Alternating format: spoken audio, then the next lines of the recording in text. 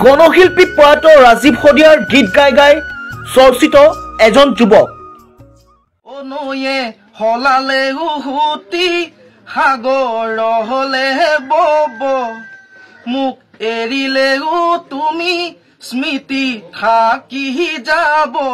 হুবহু ৰাজীৱ শদিয়াৰ দৰেই সুৰ আৰু কণ্ঠ নিগৰাই সামাজিক মাধ্যমত ব্যাপক চৰ্চা লাভ কৰিছে এই যুৱকজনে।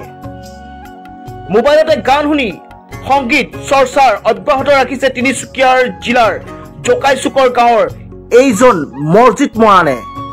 অতি দৰিদ্ৰ পৰিয়ালৰ যুৱকজনে গান গোৱাৰ অযুত হেঁপাহ বুকুত পুহি ৰাখিছে যদিও আৰ্থিক অনাটনৰ বাবে আগবাঢ়ি যাব পৰা নাই। আনৰ ঘৰত যোগালী কাম কৰি পৰিয়ালৰ পোহপাল দি আহিছে যুৱকজনে। চাওঁ আহক আমাৰ এই প্ৰতিবেদন।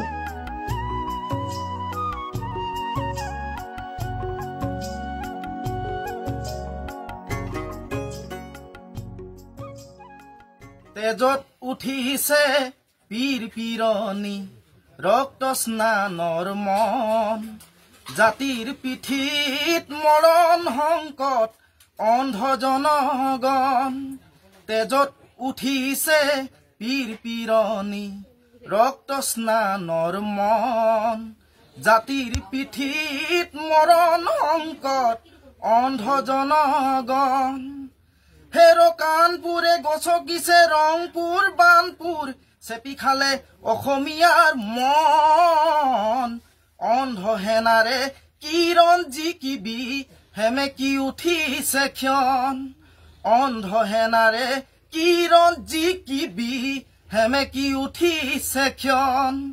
তেজত উঠিছে পীৰ পীৰণী ৰক্ত স্নানৰ মন জাতিৰ পিঠিত মৰণ সংকট অন্ধ জনগণ।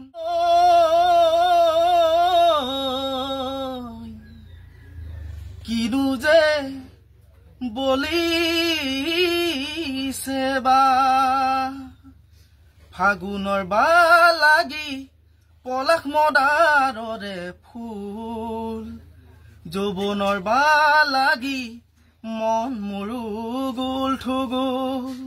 ফাগুনৰ বা লাগি পলাশ মদাৰৰে ফুল যৌৱনৰ বা লাগি মন মোৰো গুল ঠুগুল। ঐ জোন ঐ জোন জানা তুমি জানানে মোৰ কোন জোন ঐ তুমি মোৰ বুকুৰ আপোন। আৰু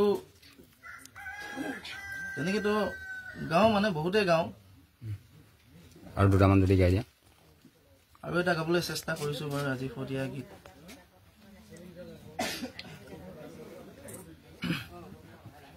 অ নয়ে হলালে উহুতি সাগৰলে বব মোক এৰিলেও তুমি স্মৃতি থাকি যাব।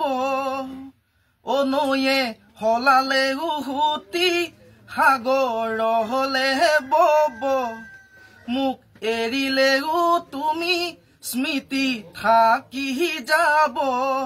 অ ঠাই সাগৰত তুমি মোকে ঠেলি দিয়া মোকে কন্দুৱাই তুমি আনৰ যদি হোৱা এদিন তুমি নিজেও কান্দিবা তুমি জানানে এদিন তুমি নিজেও কান্দিবা।